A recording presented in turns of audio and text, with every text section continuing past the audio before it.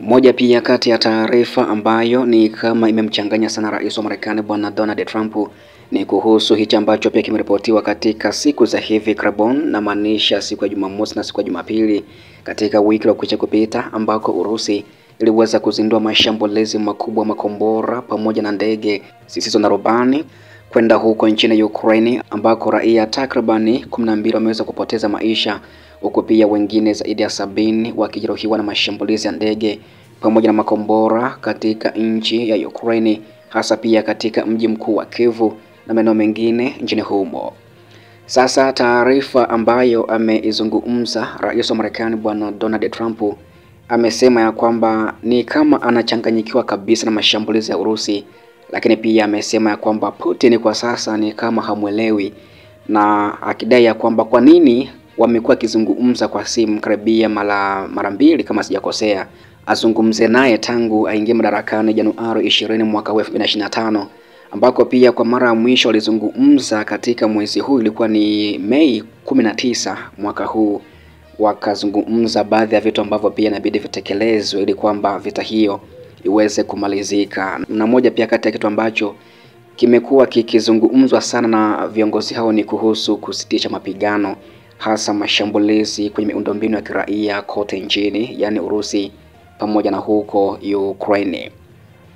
Sasa Trump ambacho alikizungumza akiwa na waandishi wa habari alisema ya kwamba kwa sasa rais huyo dhahiri kabisa tena hana furaha na rais wa Urusi Vladimir Putin, kutokana kwamba anakiuka kila ambacho wanakuwa wamekizungumza au wamekubaliana katika hatua za kuelekea kumaliza mzozo huo. Na kusomea kwanza taarifa hii, baadaye kidogo pia nitakupatia uchambuzi kiundani kabisa kuhusu hichi ambacho kwa sasa kimeonyesha kumkera au kumhuzunisha rais wa Marekani bwana Donald Trump. Rais wa Marekani bwana Donald Trump alionyesha kutoidhinisha vikali shambulizi la weekend la Urusi dhidi ya Ukraine. Aliwaambia hivyo waandishi wa habari ya kwamba hana furaha tena na Putin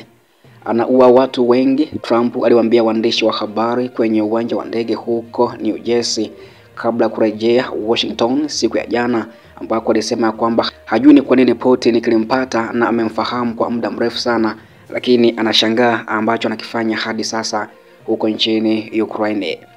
Maoni ya Trump yalifuatia shambulio kubwa la anga la Urusi dhidi ya Ukraine mwishoni mwa juma lililokwisha kupita, ambapo zaidi ya ndege zisizo na rubani 600 na makombora kadhaa yaliweza kurushwa kuanzia siku ya Ijumaa wiki iliyopita hadi Jumapili siku ya jana, katika mojawapo mashambulizi mazito ya vita hivyo hadi wa leo. Takribani watu 12 walipoteza maisha, ikiwemo watoto 3 na 79 kujeruhiwa katika mgomo uliolenga miji mingi, ikiwa ni pamoja na mji mkuu wa Ukraine unaofahamika kama Kyiv usiku wa Mei 25, ambapo vikosi vya Urusi viliweza kushambulia jiji la Kyiv pamoja na Kyiv, Zhytomyr, Khmelnytskyi, Ternopil, Dnipropetrovsk, Mykolaiv, Odessa, Kharkiv, Cherkasy. Lakini pia majengo karibia 80 ya makazi yaliweza kuharibiwa na mashambulizi ya makombora pamoja na ndege huko nchini Ukraine. Trump ambaye ameshinikiza kusitishwa kwa vita katika mwaka wake wa 4 hivi karibuni, pia alimpigia simu kwa saa 2 na rais wa Urusi Vladimir Putin, wakafanya mazungumzo, wakati ambako Urusi ilikariri kukataa usitishaji vita kamili wa vita huko nchini Ukraine, huku Washington ikishindwa kabisa kujibu kwa shinikizo lolote kwa Moscow. Akizungumza na wanahabari siku ya Jumapili wiki iliyopita, Donald Trump alisema tena ya kwamba vikwazo vipya dhidi ya Moscow vinaweza kuwa mezani, ambako alisema ya kwamba siku zote nimekuwa pamoja naye. Trump alisema huku kuhusu Putin, lakini anatuma roketi katika miji na kuua watu. Tuko katikati ya kuzungumza na narusha roketi hadi Kyiv na miji mingine, sipendi hata kidogo. Katika chapisho jipya la ukweli wa kijamii baadaye siku hiyo, Trump alichapisha akisema ya kwamba Putin ameenda kichaa kabisa na kuonya kwamba asipoacha vitendo vyake huenda Urusi ikasambaratika. Siku zote nimekuwa nikisema ya kwamba anataka Ukraine yote sio tu kipande chake, na labda hiyo inathibitisha kuwa sawa, lakini ikiwa atafanya hivyo itasababisha kuanguka kwa Urusi. Kisha Donald Trump akaelekeza mawazo yake kwa Rais Volodymyr Zelensky ambaye amekuwa akimkosoa mara kwa mara, ambapo Zelensky hapo awali aliweza kulani ukosefu wa majibu kutoka kwa Marekani na mataifa mengine kufuatia shambulio la hivi karibuni la kombora la Urusi na ndege zisizo na rubani huko nchini Ukraine. Zelensky alitoa wito wa kuiwekea vikwazo Urusi na kuongeza kuwa ukimya wa Marekani na ukimya wa wengine duniani kote unamtia moyo Putin.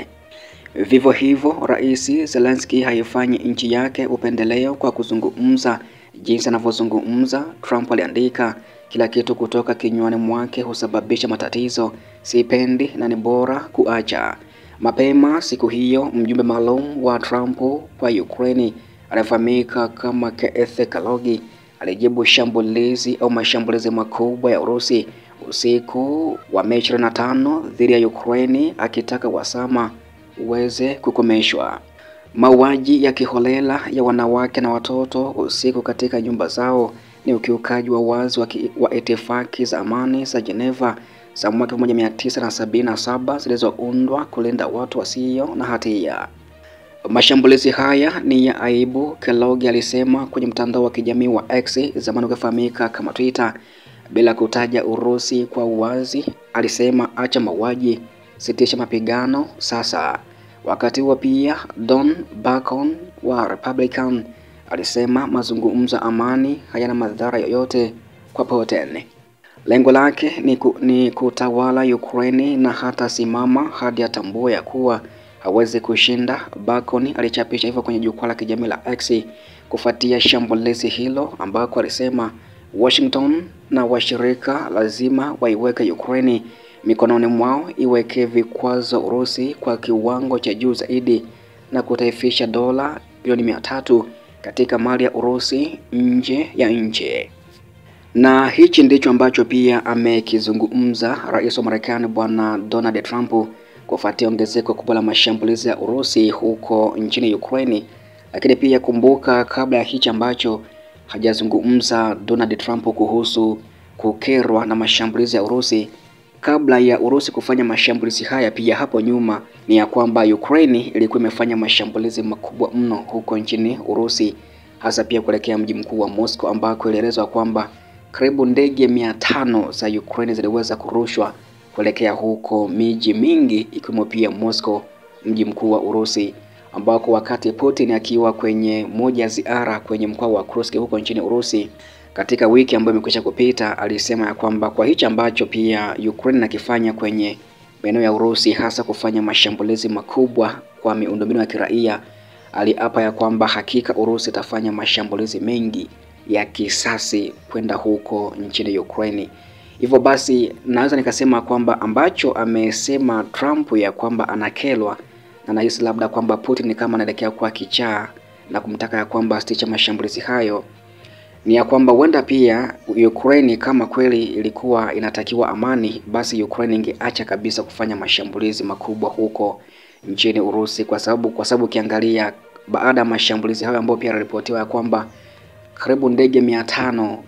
zilikuwa zimeweza kuishambulia Urusi kwa muda wa siku 2 mfululizo, ndio pia chanzo ambacho kilisababisha kwamba Putin akasema kwamba na yeye hakika mashambulizi ambayo Ukraine anayafanya huko Urusi hataweza kukaa kimya, kwamba ataweza kuyajibu mashambulizi yote tena kwa kisasi. Alisema tena kwa kisasi atajibu mashambulizi hayo ambayo